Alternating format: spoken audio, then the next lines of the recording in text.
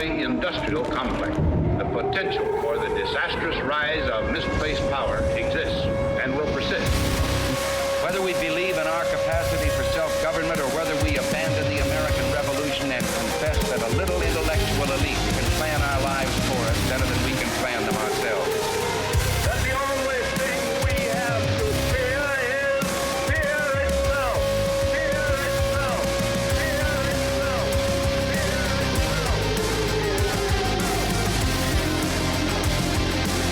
Where they will not be judged by the color of their skin, but by the content of their character.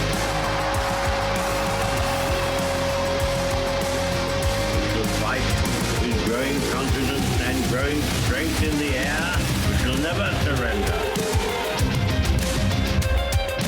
My prepper brothers and sisters, you've arrived at the bunker. Grab a cup of joe, a stout tea, or maybe your favorite adult beverage. This is the prepper's place for open discussion on whatever the hell we want. Brought to you whatever the hell way we want. This is the new format of Top's Bunker. So sit down, kick back, post up, relax, and welcome to the bunker. Mr. Gorbachev, tear down this wall. Military industrial complex. And we as a people will get to the promised land. We will make America strong again, proud again, safe again. We will make America great again.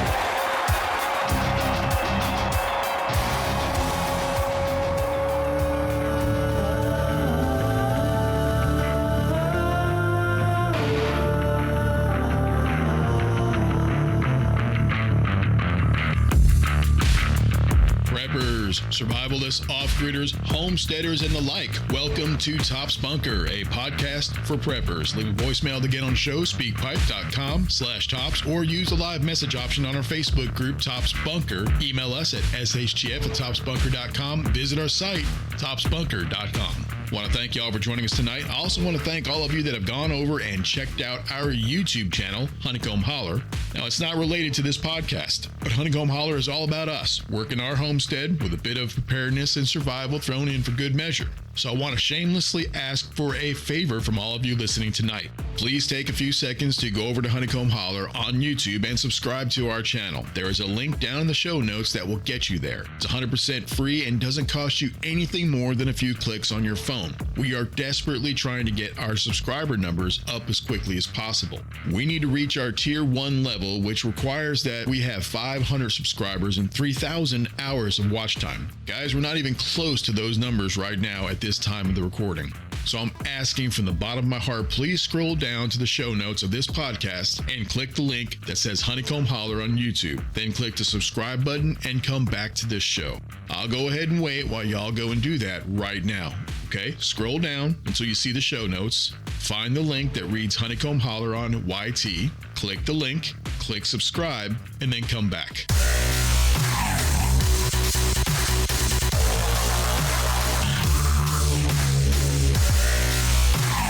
Do that one again. All right, so for those of you that just went and did that for us, we really do appreciate the support. We have a long way to go before we get to tier 2 on YouTube, which is when you can actually start getting paid for YouTube ads. Now, that's part of our business model, so that's what we're trying to do. But for that tier, we need 1,000 subscribers and 4,000 watch hours in 12 months. A lot of people think that everyone on YouTube is making money. That is a huge but common misconception. The truth is only 6% of YouTube channels actually get monetized. Those ads that you see in the beginning of the video that you usually skip through, that does not mean that a channel is monetized. YouTube puts ads on whatever videos they want, monetized or not, according to how many views they think that video is going to get, and the person whose ad it is approves the video. So they can do whatever they want. Now, our ultimate goal is to get to 1,000 subscribers, which is why I am shamelessly plugging and asking and begging for y'all's help in getting us there. I know y'all won't let us down. Subscribe, watch, like, and share as often as you can, please. We really do appreciate it. All right, we got a great show for you tonight. Tonight, we're talking about composting, which is probably one of the most important elements of your garden.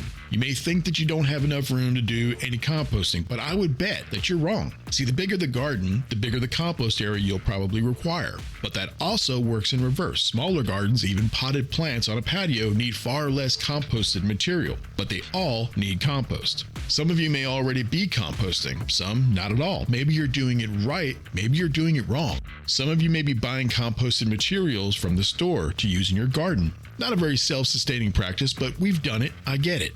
Let's see if we can't figure out this composting thing together. So, what is composting? This is straight from the EPA website. Composting is a managed aerobic, meaning oxygen required, aerobic biological decomposition of organic material by microorganisms. Organic, meaning carbon-based, materials usually include grass clippings, leaves, yard and tree trimmings, and food scraps. The end product is compost, a biologically stable soil amendment that can be used to build soil health and provide nutrients to plants. Microorganisms feed on the materials added to the compost pile during the composting process. They use carbon and nitrogen to grow and reproduce, water to digest materials, and oxygen to breathe.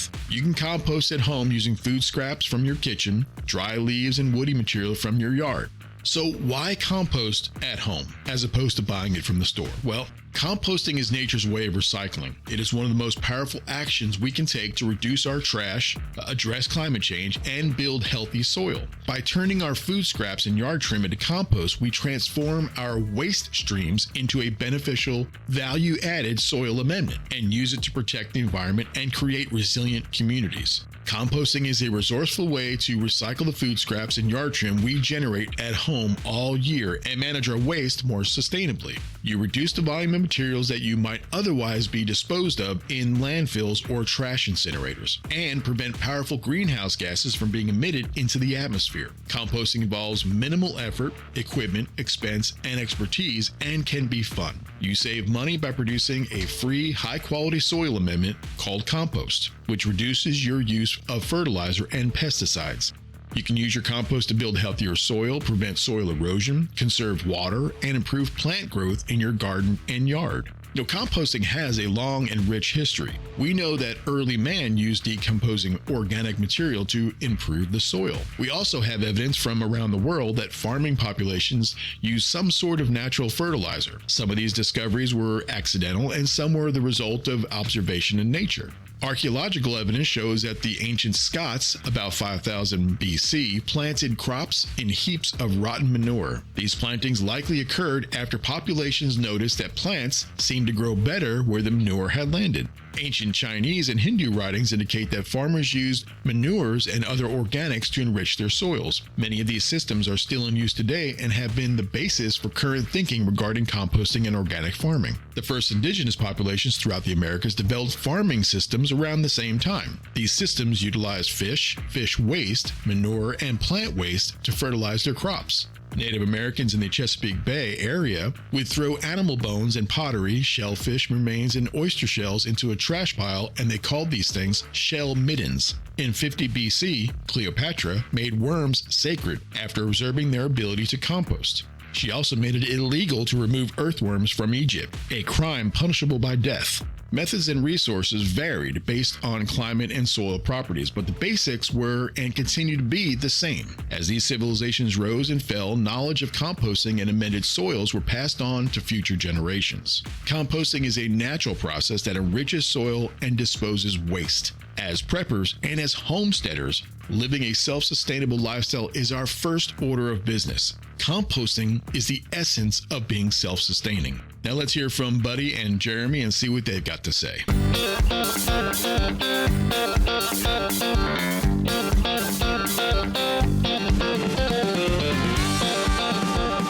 And like I was out working the compost just yesterday and today, and I can tell you it's cold out. It's very cold out. Yesterday was in the 30s. Today is, well, not terrible. It's in like 50, 51.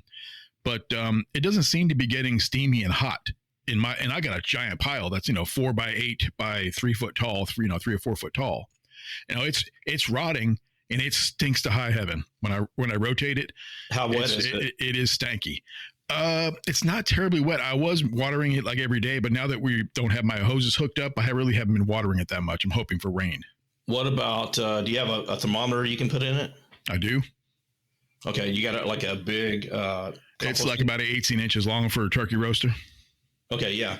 They sell them online. You can get an actual composting thermometer, and that'll work too. But if you get it to where you get about 18, 20, 24 inches, you can get them at different lengths. Oh, okay. You try to get into the center of that pile as much as possible because that's where your heat is. If you're measuring, 2 inches out on the outside, you're not going to get the real heat. I see. We're going to talk composting here.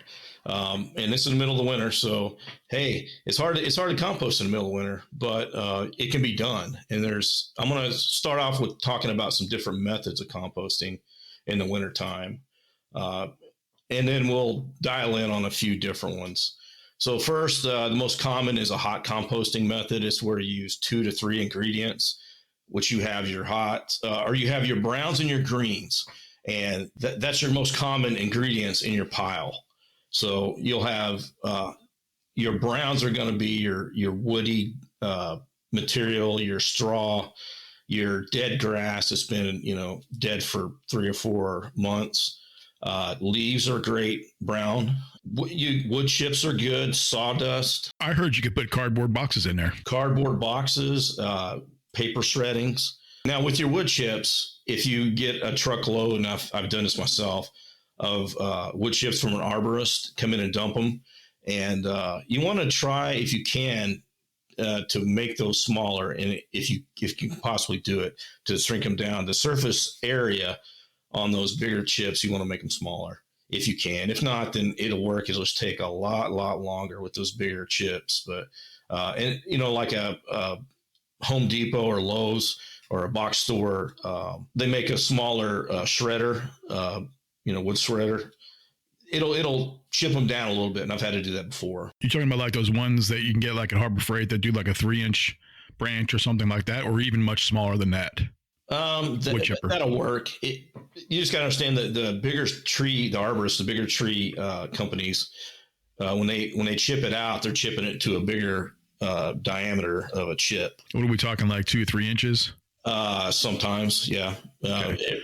Well, I only ask because we use the chicken coop bedding, which is pine chips. Now I know probably not supposed to use pine, but these are very, very dry. And they're already been soaked in with, chicken poop and all that. Oh, you're going to have urine, and that's going to be now if you use the stuff out of your chicken coop, that's going to be high nitrogen because they've done everything they've done on it. They've pooped on it, peed on it, been around the chickens. You're going to get feathers in there. So all of that, in theory, it's brown. But if you add all the other ingredients in there, it's going to take your ratio of what a wood chip should be, which is about anywhere from 25 to 1 to 400 to 1. And it's going to make it a lot less, and it's going to be higher nitrogen. So, well, that's a good point. Then you just brought up the ratio. And I was going to ask that because it seems in my pile now, and when I dig into my pile and mix it, it is definitely rotting. I'm starting to get like black, like dirt, like substance in it. The question is, I'm only putting scraps right now because it's wintertime. I don't have grass clippings anymore. I'm only putting scraps from the kitchen. And that comes out to about a bowl every 1 or 2 days. But it seems to be working, but I'm just wondering does it have to be like 50-50 brown and green, or can the green be a lot smaller than the brown? It can be smaller. And when you put in your greens, put it into the center of your pile, it'll help heat it up. Other things you can use for the greens, which you might not be familiar with, is, like I said, chicken manure, chicken feathers. Clean out your chicken coop, put all that stuff, and use it as a green. Now, your food waste is only about 20 to 1, depending on what you're using. And do not use any dairy or meats or anything like that, because then you're going to have other problems. You're going to introduce a lot of critters into that pile, and you'll have other problems with it.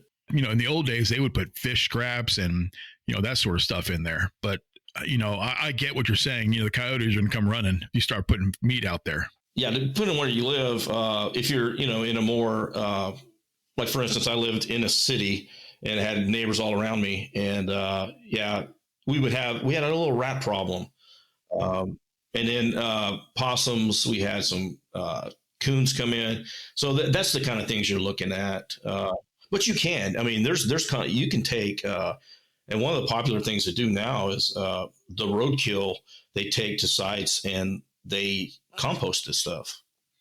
Now I don't even want to go into the weeds on that but it's a pretty cool method. I've sent through a couple classes on it. Going back to the greens, you can put some manure in there if you need to. Seaweed, any kind. You could go to the co-op or a farm store, or Tractor Supply or something like that, and get some alfalfa, and you can wet that alfalfa. Like you're going to feed alfalfa bales to a goat or to your cows or whatever. You can take a little slither up and put it in a 5-gallon bucket, let it soak for a while, and it'll swell up and rehydrate, and then stick it in the center of your pile or mix it into your pile some more, and pour the water over the top and help hydrate it, and you've got some good green stuff. How often should you be hydrating? Once a week. And you'll figure it out. I guess more importantly is how wet do you want to keep it?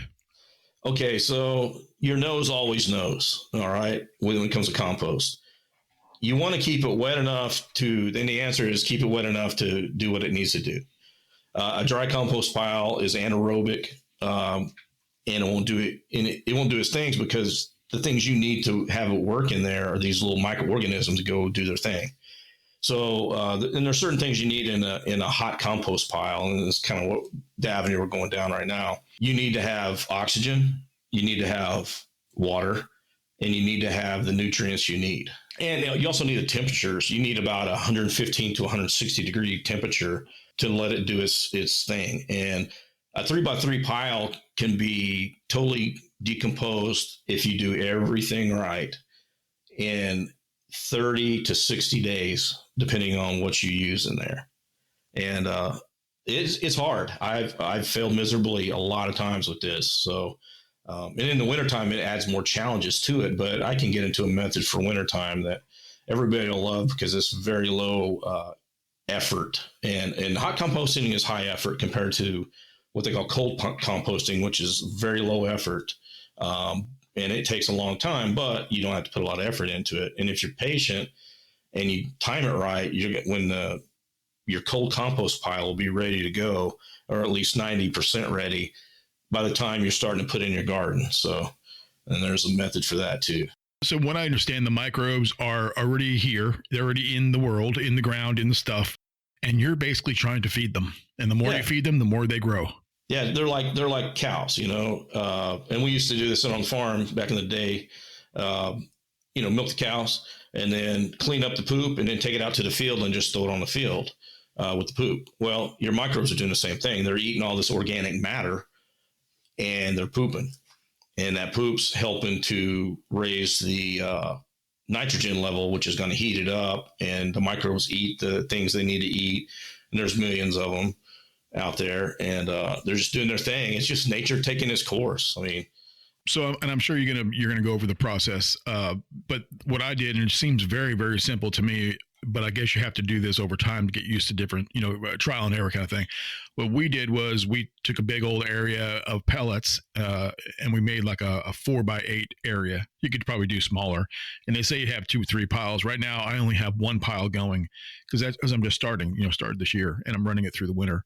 But we just basically piled in a bunch of leaves, like a bunch of dried leaves, because we got a lot of oak trees, stuffed them in there into this area, piled high. And then we took grass clippings. I think I had probably about a trash can full of grass clippings, nice and green, threw them all over it, mixed it all in there, and then put more leaves on top. And also every single day adding in the kitchen scraps. Okay. No protein, just that. And also stuff from our garden, clippings and stuff that when we were clipping plants and stuff, we throw them in there, anything we weren't going to feed the chickens. But then we also went into because I didn't want to spend any money on the compost pile. And you can do that. You can go down to Lowe's or Home Depot, buy peat or soil, stuff like that, and throw it in there and help it along. But I don't want to spend any money on it. I want to do it the natural way. So I went into the woods, which are just 30 feet away from the compost pile. And I went into the leaf litter, went down deep where it's really rich and black and nasty, and took a couple of scoops of that out and threw it in there, mixed it in. And it seems to be helping it. There's ways you can jumpstart that pile. To get the science right in all this, you have to get the right ratios. And the right ratios, the magic answer to that is, well, what's the right ratio? Well, it depends. It depends on time of year, what you have available, and it's trial and error. Once you get this thing dialed in, you're going to be amazed at what you can do. But for this time of year in your pile, you're doing the right things. You just want to keep adding to it every day. You want to keep adding water as well. If it's a nice day out there and you can get your hose out, I know it's a pain in the ass to roll it up, go out there and spray a little bit of water onto it. And, how much water do I need? Well, as much as it wants, basically. But you just want to keep it moist. Now, how moist do you want to keep it? Should it be covered, the pile? I would say in wintertime, definitely cover it. Summertime, you want it to breathe more. Now, you're a little colder climate than I am, and you're going to get more snow and you're going to get more moisture. Don't fret, because you're trying to do a hot composting pile that's going to heat up, and you want it to be 115, 160 degrees. That's the heat level you want, and you're measuring this with your composting thermometer. Something that gets in there about 18 to 24 inches or even more and you want to get into the center of your pile with that that composting thermometer to get the temperature. If you're sticking your thermometer, you stick underneath your tongue into that pile, you're only getting a couple inches, and you're not getting the true heat of it all. No. And we have a gardening thermometer thing. It's a multi deal. It tells you the temperature, water, pH, all that. But the needle is only like 4 inches. It's worthless for a compost pile. So yeah, it does really good for the garden though. It's cheap too. I think we picked it up for like $19 on Amazon. There's so many of them, and there's also gardeners out there, that fret against them, like, no, don't go off of this stuff. Use your own senses. You'll need your senses more than you'll need equipment. I'm like, well, why not have equipment too? That's just the way I feel about it. Yeah, I'm thinking about getting like a small, 10 by 10 black tarp to put on it to heat it up when it's nice and sunny and we're not getting a lot of rain, something like that. Yeah, you're thinking right with the black. The black's going to heat it up in the sun. And the cool thing about the black is also it's gonna retain the heat as well. So it'll help speed it up. If you can do the tarp, it'll definitely work out in your favor. And then how much water? Let's go back to that real quick. Well, once you water your pile, and of course the outside is going to be wetter than the inside. So if you can peel back to the center and get the center wet, you're going to help yourself out, because if you get the outside wet where it's muddy, well, how much is penetrated 3-4 inches in? So you got to keep that into mind. So wet it and turn it, wet it and turn it, wet it and turn it. And so, working a pile, you want to do it once a week by, habit. You don't have to, you can do it, but every 2 weeks if you needed to, but you want to wet it. If you haven't gotten the rain, definitely once a week, and keep it wet enough. Turn the pile and grab, when you get it flipped, is what I call it, flipping the pile. When you get it flipped to where you want, and you're wetting it as you flip, grab a hold of the compost, and if it feels like a Play-Doh, like a clay, and when you squeeze it, if there's water dripping out, well, it's a little bit too wet. Not too wet, but if you grab it and it's like a mud pie, then you've got it way too wet. So, and also your nose will tell you a lot of it. Your nose will know exactly what the compost is going to be like. If your compost smells like, when you walk into the woods, that really earthy smell, right, yeah, then your compost is ready. And that's how, in the end, I love that smell. Looking at it, yeah. And if your compost smells like that, then you're good. If your compost smells like a big pile of shit or a bunch of fermented. 2 days ago, I went to go put a bucket out there from the kitchen, and I took my pitchfork and pulled a big hole, a hole in the center, and I got a whiff of something that about knocked me on the ground. It was like putrefied, nasty smelling. Something may have crawled in there looking for a snack and then gotten stuck and passed away. I covered it up real fast and got away from it. That's a terrible way to go, man. Now, when you start a compost, let me dial this back a little bit. So going back to the keys to composting for a successful pile. First off, you need to keep it moist. You don't keep it wet. You don't keep it dry. It needs to be moist. And overwatering will keep it from the oxygen getting in there, which something else you need. You need oxygen. You need the aeration into the pile, and that's why you flip it every once in a while. When you flip it, you're flipping it over and you're fluffing it. Okay, flip it and fluffing it, and it's allowing more oxygen to get in there to the microbes to do. They need that to live. If you don't have the oxygen in there, you have an anaerobic. You need an aerobic, meaning oxygen. If you have an anaerobic pile, that's a cold pile, and your microorganisms aren't alive doing what they need. They need the oxygen to thrive. So it's keeping the right environment for them to do their thing is what you need to do. So you need to, going back, you need moisture, aeration, you need the microorganisms to be healthy. You need volume. Okay. Now, when I say volume in your compost pile, we're not talking of 1 foot by 1 foot little piles. It's not going to get to the heat it needs. So ideally you need about a 3x3 to a 5x5 bin. Okay. 3 foot by 3 foot, and as tall as you can get it up to the 5 foot. If you can imagine a 5x5 box, that's the max you need. 3x3 box is about the minimal. And you need that surface area in there to let it do its thing, to get the everything you need, the aeration, the moisture, and things like that. So, and that's one of the keys to getting your microorganisms to work, is that surface area. Also, you need the right carbon to nitrogen ratio, and that depends on what kind of pile you're using. And when you start out a pile, I'm going to use a 3x3 pile. When you start out your compost pile, you want to use a 1-to-1 ratio, your carbon to nitrogen. Now, your browns are your carbons and your nitrogens are your greens. So I'll use both terms because that's just how my brain works. But the browns and greens thing is that's where you really need to start. If you want to do just what they call a dump pile, the lazy man method, in the wintertime, it might be beneficial for you to do this. Just throw everything in a pile every once in a while. It's a nice day. You want to get out and get some fresh air, get out there and water it and flip it. But you can just go out there and just throw your food scraps in, throw your extra chicken stuff in there. You're cleaned up around your garage area and in your backyard or around the barns, and you take the leaves and go out there and put it in there too. Just keep adding to it and just let it do its thing all winter long, from the fall till March, or whenever you start, April, when you start to put in your garden, and then you peel back those top layers of all the stuff you've been collecting in there. You get down to the bottom of it, and it's going to do its thing. You're going to have some nice compost in the bottom.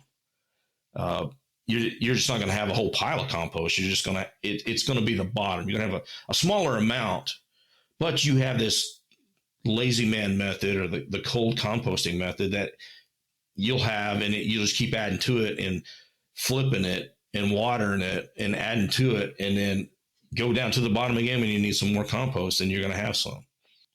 I really can't smell my compost pile at all, and unless I go out there and turn it, then I can smell it pretty good, but it dissipates pretty quickly, and it sort of gets a layer, the dry layer on the outside once you turned it after like a couple of hours, and you really can't smell it anymore. So this is why people are pretty successful at doing it in their backyards. They don't bother their neighbors with smell. They think it will be too smelly, but it's really not that bad. Yeah, if you're doing the right things, it's not going to smell. Composting is, and like I said, I'm a soil nerd when it comes to this stuff. I don't know why I like it so much, because I'm not a smart man, but I like to run. I watched Forrest Gump last week. My favorite line is, "What you got, a cough due to cold?" Yeah. Do you have cough due to cold? So, Keith, let me ask you, on your pile, what's the primary ingredients you're using on it? Leaves and grass clippings, and are going to be the browns. I have not put any papers or cardboards in there. I can, but I haven't been. I use that to start my trash fires. We're hoping by this time next year we have something the equivalent of soil, composted soil. And the reason why we're doing this is because our ground is very clay and rocky. We're going to till up our areas, and we're going to put all of this material into it and till it into the soil to mix it in with that clay and rock. This past year, man, we had to go down to the Walmart and buy bags of soil, and we live in the woods. Why are we buying bags of soil? Because our soil is like almost all clay and rocks. This is a method you can use. You could go out to the woods with a 5-gallon bucket, and get out there with a shovel and dig yourself a little hole and bring in that soil, hold it in a bucket, take another bucket and fill it up with that red clay and all the soil you have out there now, and take it back into the woods and let it sit. And then, take it all from the same area and let it go. In a couple of years, that bad clay soil will be totally broke down, and it'll be the stuff that you took out. You can do it with compost if you know what you're doing. And they have like a spreader like you use for your granulars that you use. Well, they have a roller. You stick a bag of compost in there, and this roller will, the compost rolls around. Oh, that's a great idea. Wow. It dumps in there. Now, you could probably make something like that instead of buying it. That's awesome. For a project in the master compost class, we had, you go through the class, you get the title, and then you have to do for a year, you got to do community service, basically. You got to go out there and do some stuff. So me and another guy, our project, and now this guy runs in Oklahoma City. He runs one of the largest parks, and they got the best plant life. It's a horticulture's dream out there, and so he's a maintenance man, but he loves that side of it. And so he welds, he does all the things like that, and nerds out on soil science and stuff too. And so he made one. I gave him some dimensions and stuff, and we worked on a school project, but I don't know how to weld. So I do, but not as well as this guy does.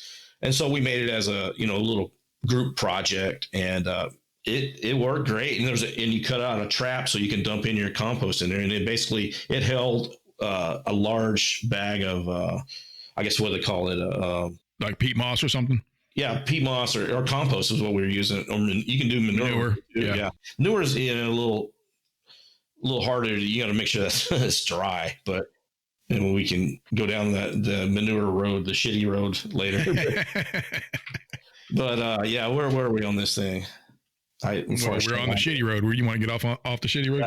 I'm getting off the shitty road, man. Sounds like a country song. The coolest thing about country music, all right, and I love country music. I've listened to it my whole life. And but man, you can play that shit backwards, and you can get your trailer park, your trailer house, your wife or your girlfriend, your dog, your horse, and your truck back. So if it gets bad for you, you just got to play it backwards and get it all back. So you screwed that whole joke up, dude. I do it all the time. Yeah, you kind of shit the bed on that one. The joke I heard was, what do you get when you play a country song backwards? You get your house back, your woman back, and your dog back. my brain goes backwards, I guess. I don't know. No, but I got a better joke for you. There is a prison, right? At lunchtime, they would tell jokes to pass the time. It got to the point where they weren't learning any new jokes. So what they did was they numbered them. And some guy would just stand up and go, number 13. And everybody start laughing. Another guy jump and go, hey, 10. And everybody start laughing.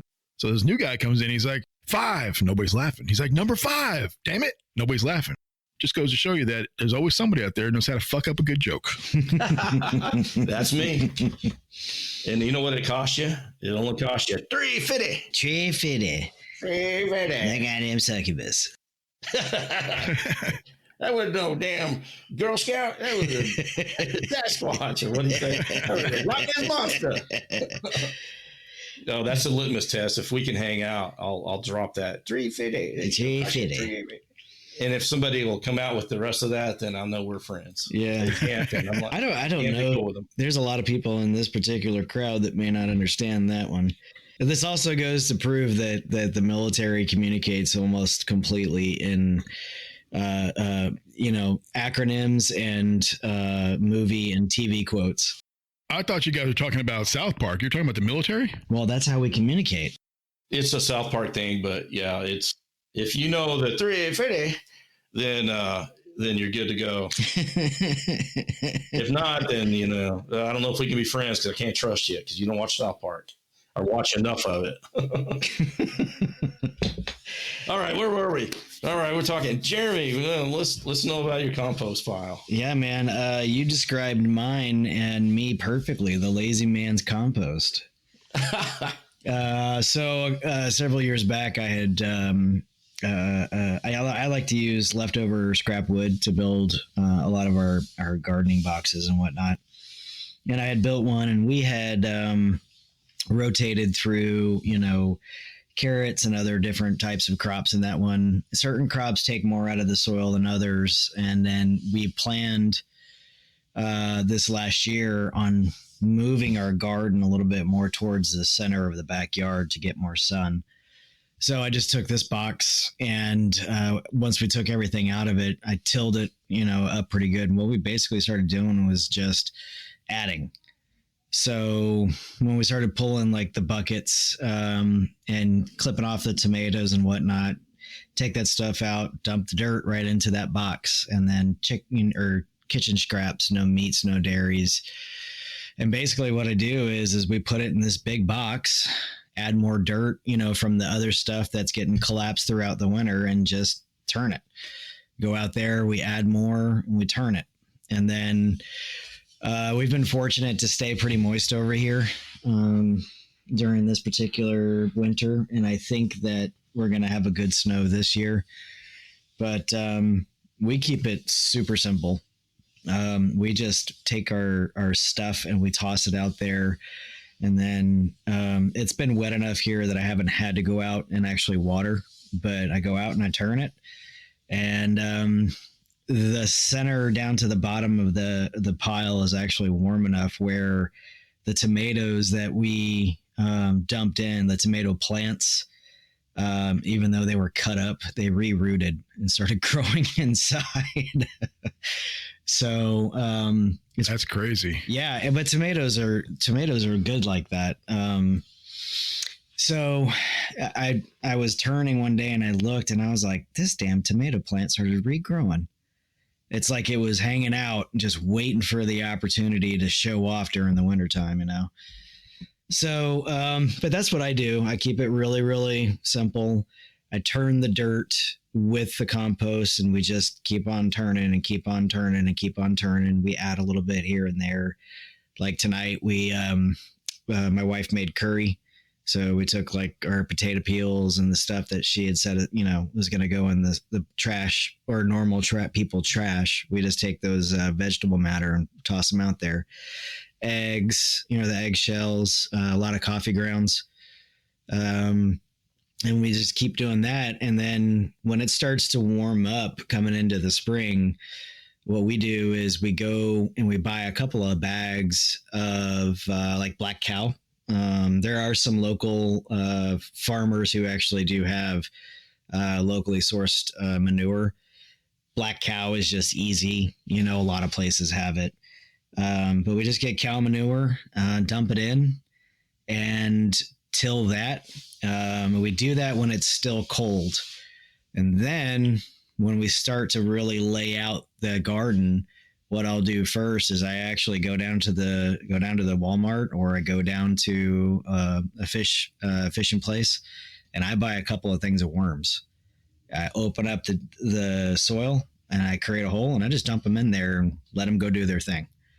Is that right? Yeah, I usually get Canadian night crawlers, and I just toss them in, and then they go to work and they start doing their thing. And do they breed? Well, do they make new worms? I mean, is it like a one-time deal, or you just keep putting worms in there? Worms are asexual, if I'm not mistaken. Yeah, you're not getting them back. Yeah, no, but we that's what we do. And when I'm turning after I put in the worms, I try to be careful, but worms can also regrow. But that's what we do. And if before we start to actually plant to go into the spring, we make sure that everything, it's kind of a feel.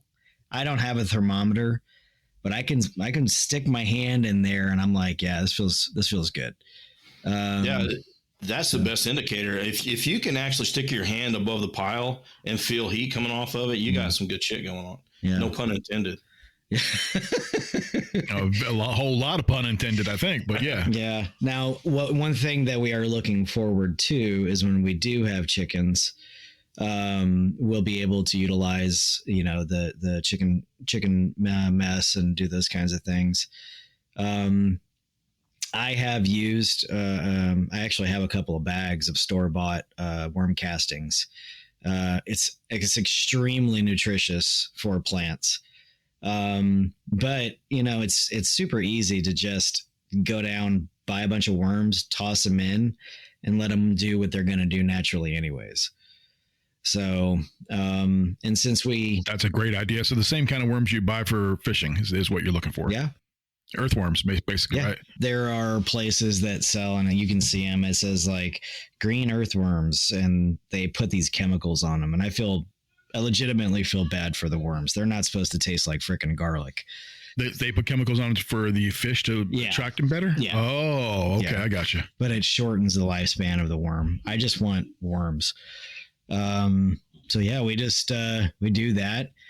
And when it's time, what we end up with is this really, really rich black, soil that's basically had all of the stuff that was already, in the garden before. Cause we're trying to be sustenance farmers. We're eating what we grew, and then we're regenerating that back into the compost and the soil that we're going to use. I do want to start using bins. We have a couple of those plastic bins. And it's got, we have one that's like octagonal shaped. You toss the stuff in there, latch it closed, and it's got a big turn handle where you just turn it like that. I wanted to ask about that. Do you think those things work? Were they about 18 inches wide? They kind of remind me of those old stone tumblers that you put the stones in and you tumble them. Yeah, that's actually what it looks like. Whether or not it works the way I think it's supposed to, or the way it's designed, I'm not really sure. We've put stuff in there along with some dirt, and we go out there and turn it, and you open up the lid and you're like, oh Jesus.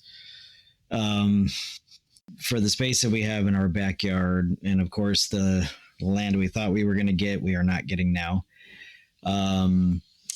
Until we can expand our actual property and have a much larger footprint, we'll stick with our containers and our buckets. And we just try to keep it as simple as possible with as little cost as possible. So I must have missed something. Does your composting happen in buckets or in an area? No, it's in an area. It's in a big wooden box. Okay. Yeah. I try to use, in the backyard. Yeah. Yeah. Okay.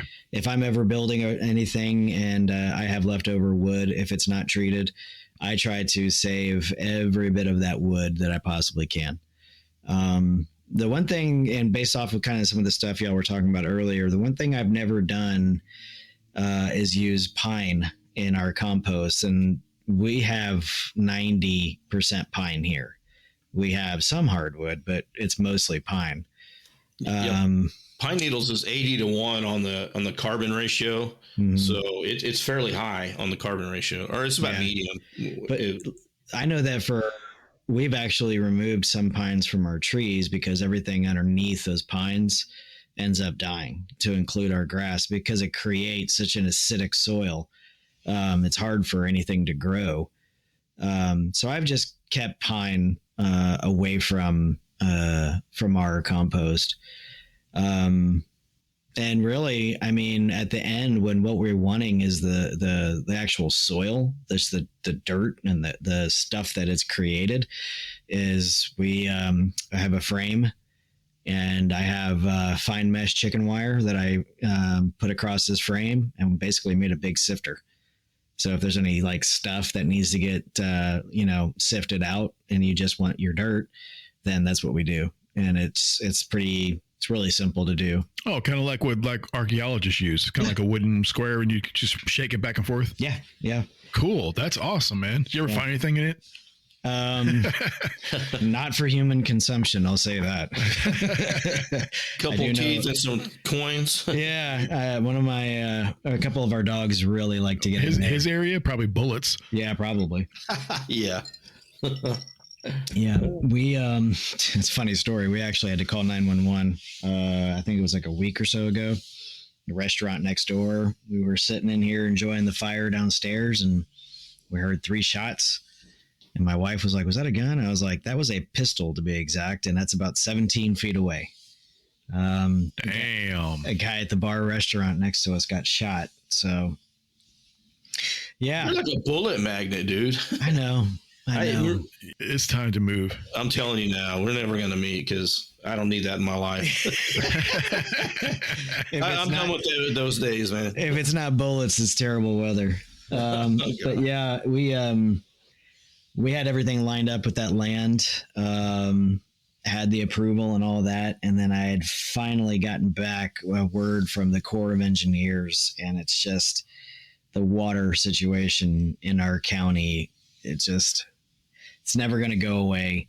And come to find out that the water that was draining onto the property created what they refer to as an undiscovered wetland. And the drainage water that's going onto the property is jurisdictional.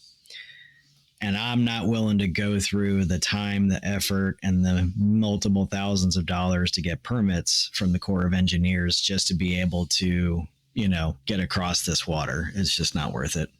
Man, and you'd have to move mountains to get them to do shit. So, oh yeah.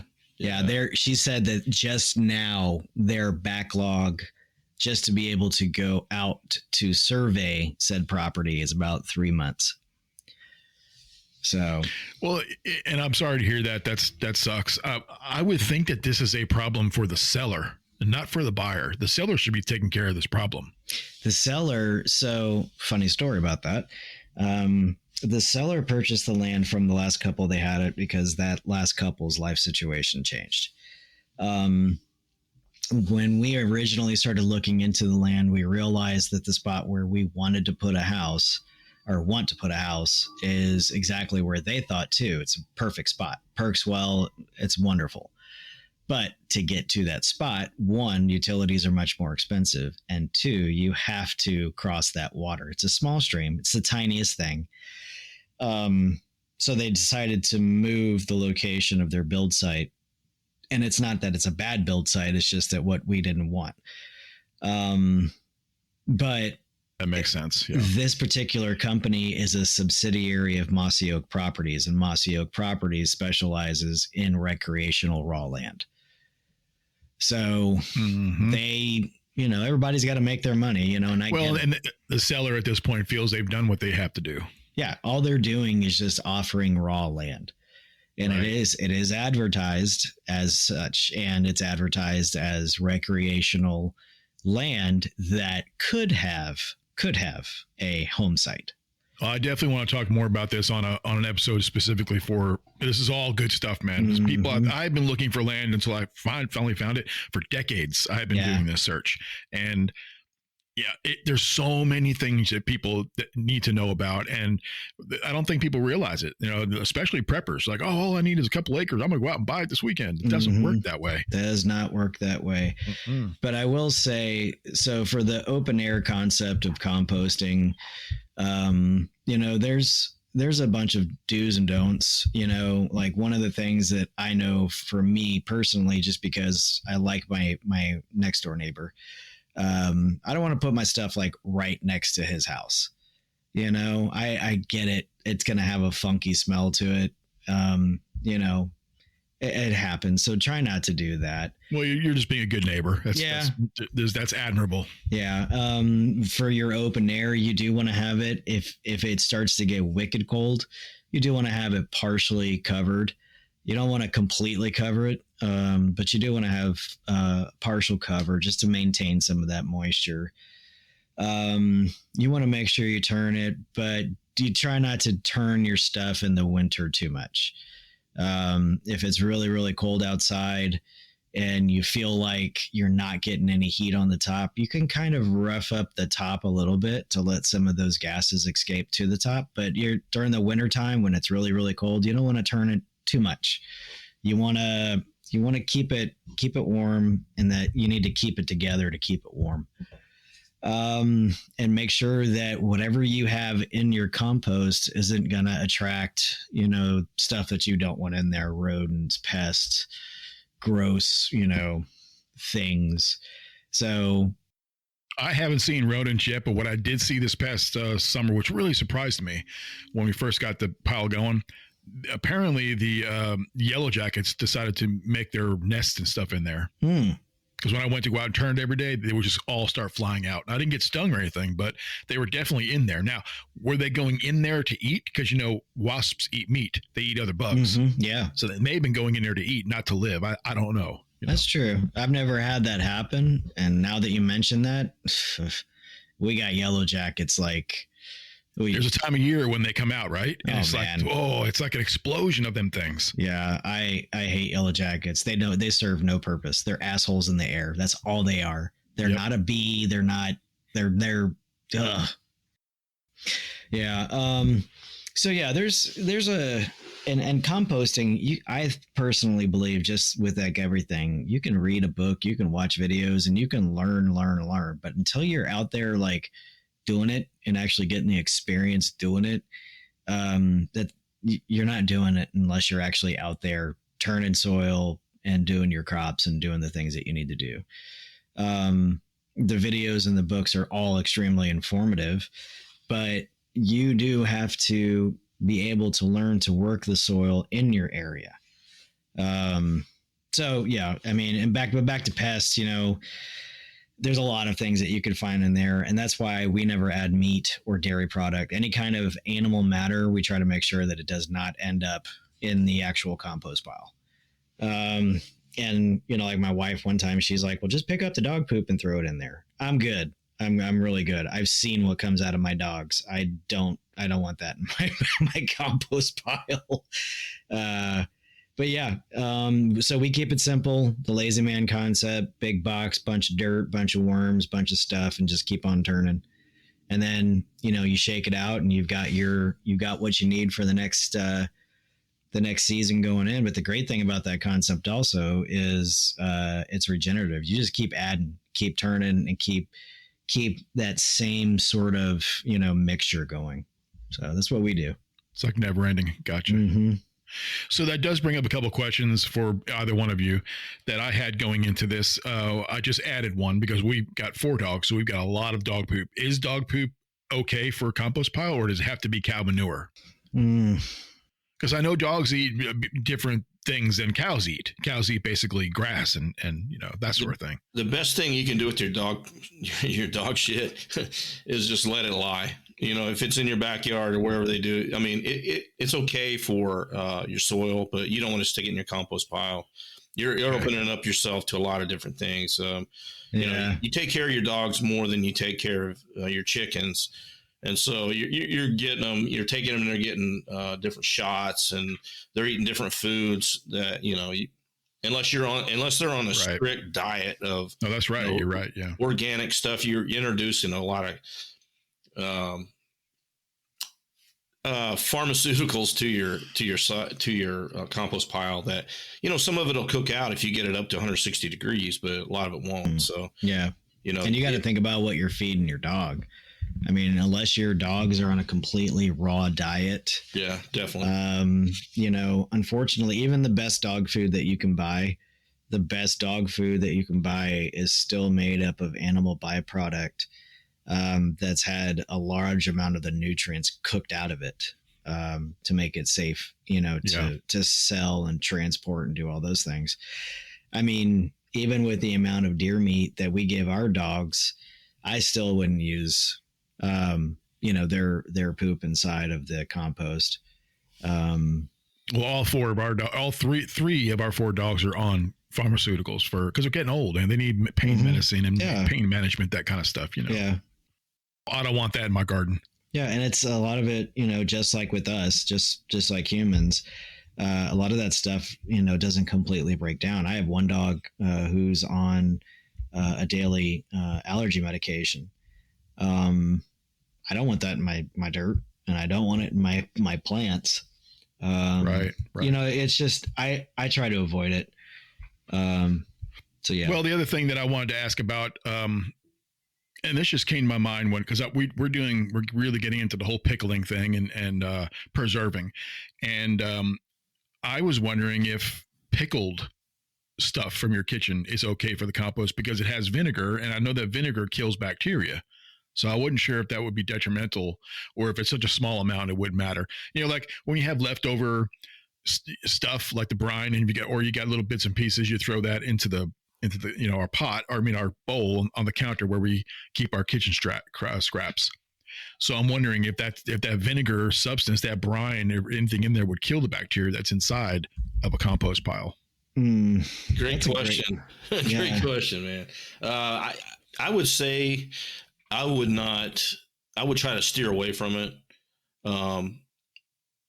Just because, like you said, it'll kill microorganism stuff.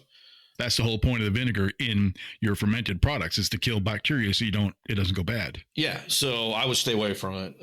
If you use any food that has preservatives over a long period, you don't want to compost either. Good to know. And there's a big debate out there on people, taking grass clippings. So, I had a little landscaping company for a while, and I was taking I would ask the customer about the grass clippings. Hey, do you fertilize? Do you, and you got to know what they're using in your local area. So, if you're driving your neighborhood looking for some grass clippings because you want to add some more nitrogen to your pile, you want to do some research because, I know what our state can legally use on the yard. So if it's a commercial company out there spraying a yard, I know exactly what they're spraying, or I try to find out, because they can only do so much stuff. It would be the weed killing stuff that would bother me. I think like the nitrogen or that sort of stuff, I think would be, or even iron, that would be perfectly fine for your compost, but not anything else, I don't think. Yeah, you don't want to do the basic, what amounts to be Roundup, which they use. Yeah. Some of the, or pesticides too, pesticides too. You don't want in there. It's for they call it composting hygiene or best practices. You want to use certain things. You want to know where the manure comes from that you put in there. So if you can get it locally sourced, is it a grass a grass fed operation where they're you can go out in their field, ask the farmer, hey, can I go get some cow shit out in your field? And most of the grass-fed people are trying to go organic and stuff where they don't worm. Basically, they'll worm them, but that'll be the only thing that they put. They don't put a bunch of other chemicals into their cattle. Some of the feedlots, it's a different story. Yeah, you're talking about like 100% grass-fed type animals. Yeah. And the most they might do is worm them, and then you still have. I mean, you might start killing your earthworms, and you want the earthworms in your garden. A nice if you're out there tilling your garden, you kind of want to watch, because you don't want to kill all your earthworms. You're not going to kill them all, but you're going to kill some of them. But if you see earthworms when you're working your soil, great, that's a good sign. That's a great sign. And here's another great sign of a healthier environment in general in your yard is always look for dragonflies. Dragonflies are exclusively found in environments that are as close to, if not completely, ecologically balanced. I saw a video of a guy who's got massive gardens in his backyard. I think he's got about a half acre, and he lives out, I believe, out in your area, Jeremy, on the East Coast. And he actually made dragonfly landing pot areas. Oh, that's cool. Basically, they're like just sticks that go up in the air with a nail nailed into the very top. And dragonflies they look for these very specific types of places to land on, and then what they do is they just scope out bugs. Yep. And then they zero in and go down and eat the bugs and go back up to their landing spot. Yep. And he put dozens of these things around his garden, and he's got so many dragonflies, you can't even believe it. They're everywhere. Yeah. That's a podcast right there. Yeah. I like dragonflies a lot. When I was an instructor down at Fort Benning, now called Fort Moore, we used to sit there perfectly still and let them land on us. But cool. Back to the pickling thing or the pickled vegetables thing. Yeah. I just looked around a little bit. There's a website called chefsresource.com. This article was written in October of this year. And it says, yes, you can compost pickled vegetables, but there's several things that you have to do. So I'm not sure that it's going to be worth it. Like, rinse off the excessive amount of brine, mix with other compostable materials. Don't put too many pickled vegetables. The salt can affect the moisture ratios. Of course, brine can kill off beneficial bacteria. Well, that's good, man. I feel better that I was thinking in the right direction on that stuff, and I'll definitely keep pickled or fermented stuff out of the compost for sure. Yeah. I don't want to mess with it because I just don't want to risk it. We eat so many different types of vegetables, both grown from the garden and store bought, that I think that we usually have plenty of material on hand. Well, and we grew so many peppers this year, man, that I've got pickled. I just sent Rhonda down in Texas with 12 jars of cowboy candy. Mm-hmm. Oh, and I kept a jar for myself, and she's got a lot of family. So yeah, I mean, we got so much stuff fermenting and going, that's going to be a big deal for us next year. Yeah. So I want to make sure it stays out of the, I don't want to kill the bacteria, man. I kind of think of the compost pile as just another part of the garden that needs to be grown. Yeah, that's a great way to look at it. yeah, it's definitely an extension of your garden, that's for sure. Buddy, can you tell us more about the worm thing? Because I'm really interested in that. All right, cool. So I'll start nerding out again. Here we go. Strap it on there. Put on your helmets and your Now. not that strap on. It's 2024. We don't judge. Well, yeah, we got to keep it PG, right? All right, so let's talk about the little worms. No, there's a name for this, isn't there? What's the name for all this? It's called vermicomposting. Basically, it's worm shit, worm poop. So you're setting an environment for these worms to do what they do. You're making your own little storage container, or I've seen them from a little bucket with a lid all the way up to, let's see, this one was 6 by 90 feet that we had at one of the universities I was at, that was full of worms. It was a giant worm bin. Damn. Can you make one of those for your own house? You can, but I wouldn't suggest it. Oh, okay. It smelled terrible, and it was hard to maintain. They had a grant to do this, and they got in over their head, honestly. If anybody's listening from the university, I'm just being honest.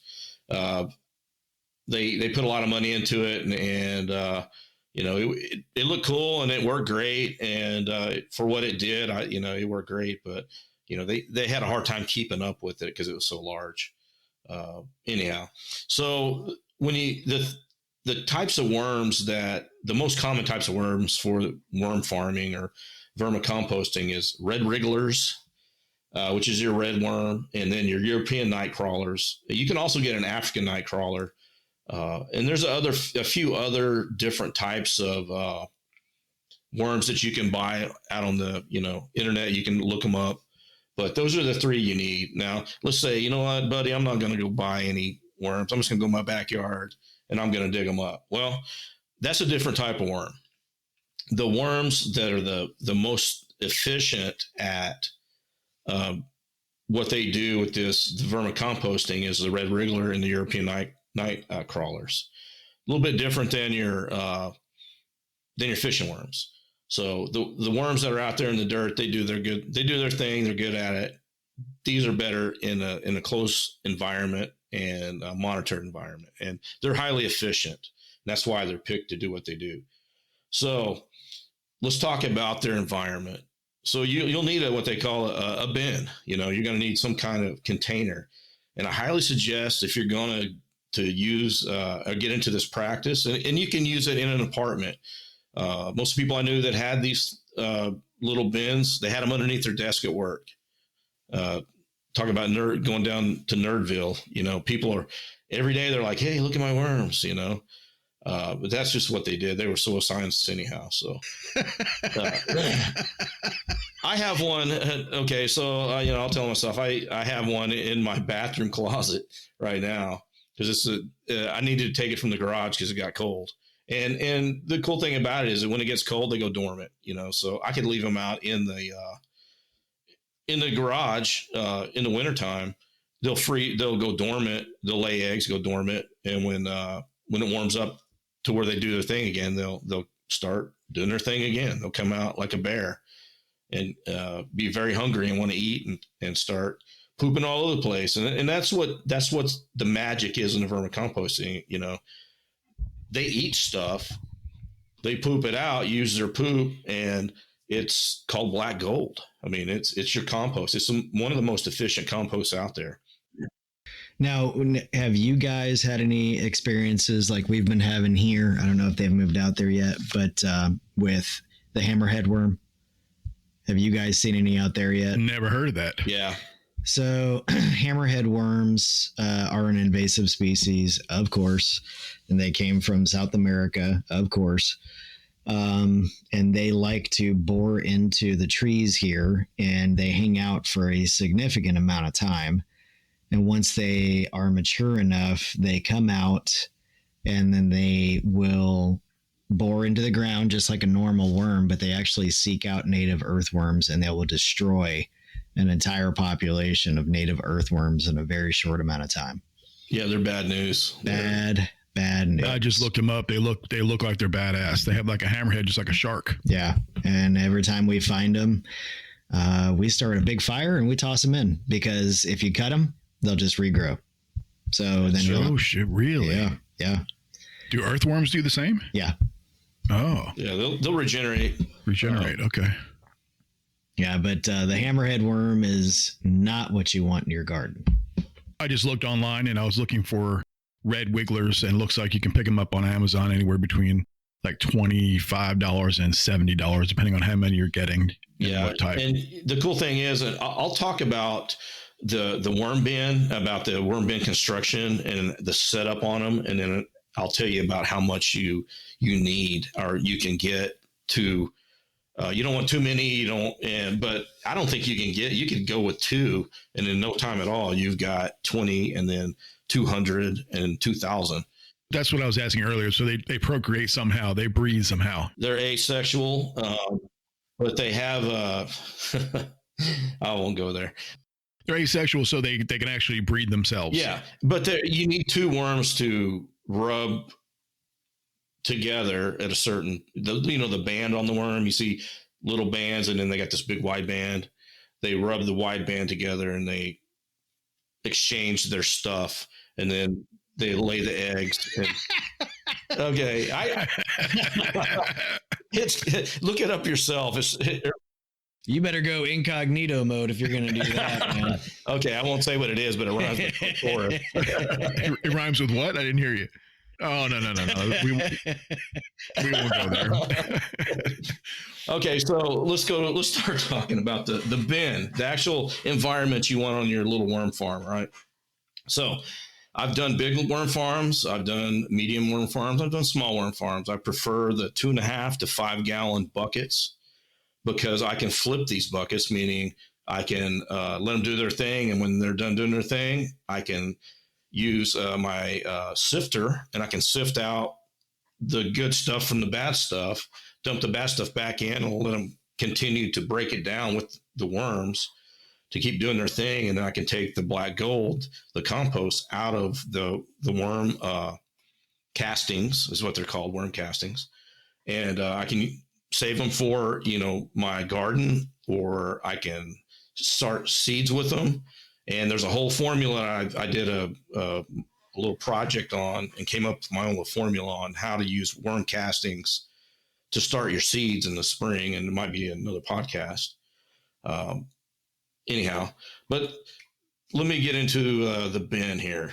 So I like a 2.5 to 5 gallon bin, a bucket. So food grade buckets is better than, just a regular plastic bucket, but they still will live in the plastic bucket. So go to your big box store, get you a 5 gallon bucket, and drill some holes in the top of it, in the center. Now, drill them smaller than you want air to flow through your bin. You don't want it to be airtight. You want the top of the bucket to come off, and to where you can feed them. So, but you don't want the holes big enough where they can crawl out, and they will. If they do, then you're maybe get a different lid, a little bit smaller holes in there, but you need oxygen in there, so drill your holes. What I would probably do is just drill some big holes and then put some like hardware cloth or something that's small. You can do that too. That's a lot of work. So it's a lot of work. So I try to keep it simple. Yep. So I drill my holes. Okay. Is that enough oxygen for the little tiny holes on top? That's enough oxygen for them to get? Oh yeah, yeah. And if it's not, they're going to move up to the top of the bucket to get the oxygen. But for the most part, it is. Gotcha. Now, next we'll talk about bedding. You need bedding in there for them to be nice and comfortable. They also eat the bedding. So stuff like a nice bedding would be cardboard, shredded paper, a product called Cocoa Core, which is basically a coconut husk, and they compress it down and sell it in a brick.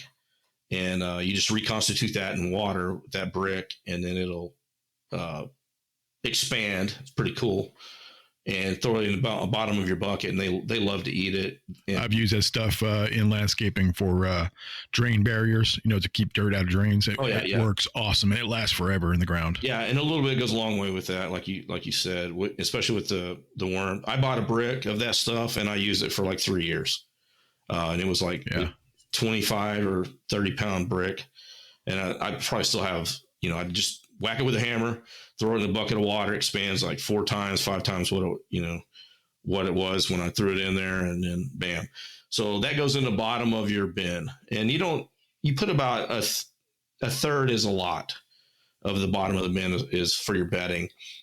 And then after you put your bedding in there, you want to put what you're going to feed them.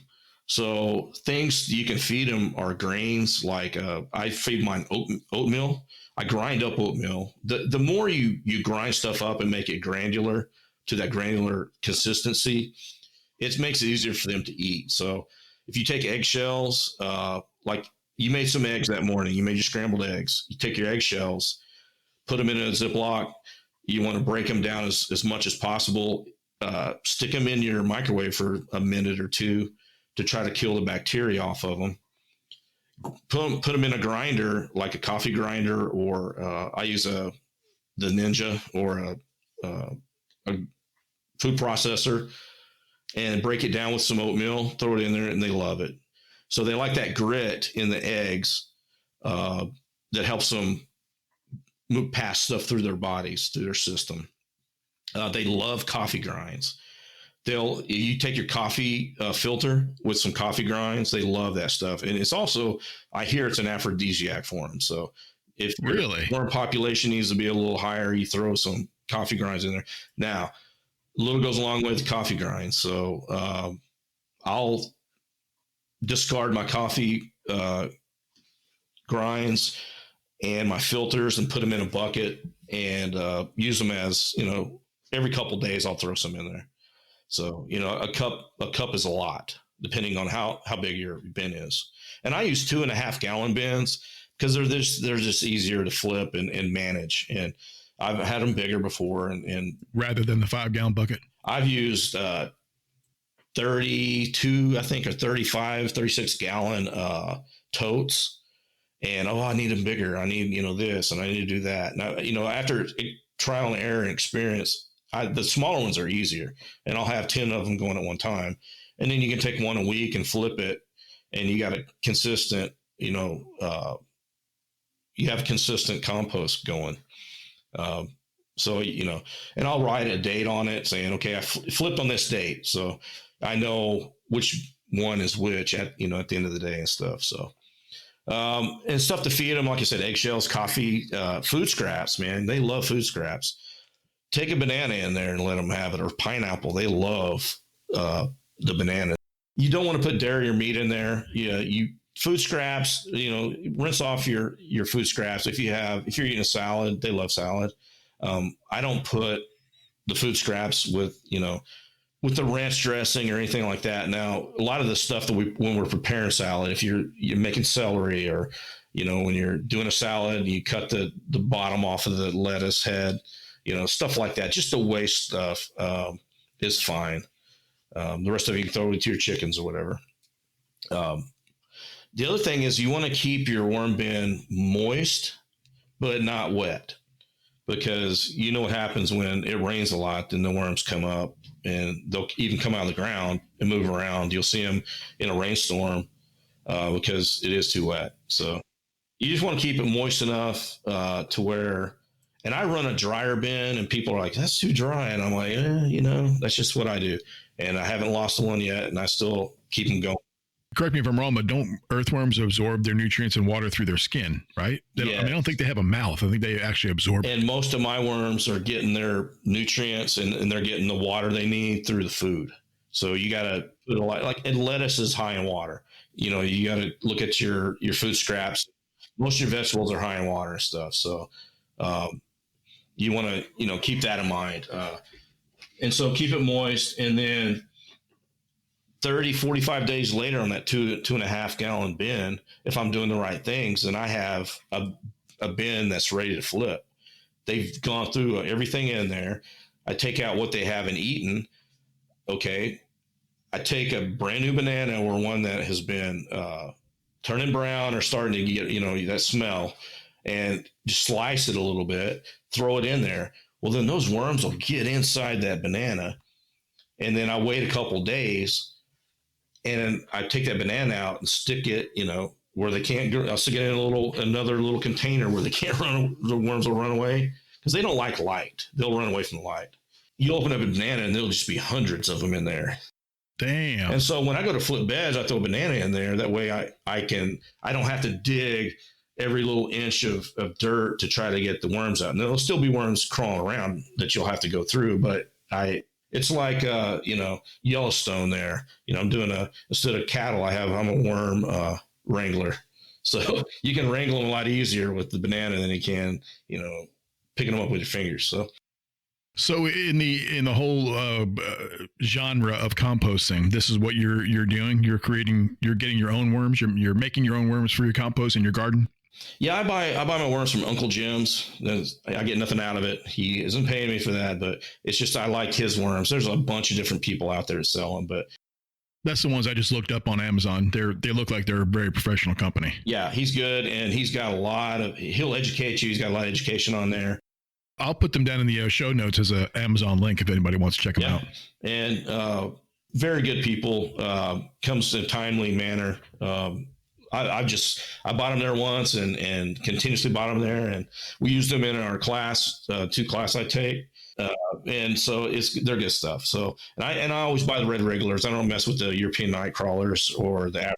How do you introduce them into your compost? Okay, so like Jeremy does, he said, he'll dump them into his compost pile. You can do that. Now, their whole life has been in captivity. If it's kind of like a prisoner, you keep them in captivity. Sometimes after a while they just get used to it. So they're used to not having to go fight for food or go do the things. But I've thrown them in my compost piles to finish the pile. Taking a handful of 25 or that banana that has all of them in there, and I'm still digging them out. I'll throw the banana in the pile and let them do their thing. So it's not that big a deal. And also when you do when you take your vermicompost, your castings out and put them on your garden, there's going to be eggs. You're going to see these little specks of white in there. Looks like a little white rock. Well, those are eggs. And so you're going to introduce them to your soil, to your beds anyhow. So you can. Which is a good thing, right? You want worms in your garden. Yeah, you want them in there, but they're not the best. The native worms are better because they won't have the complications that these worms will have.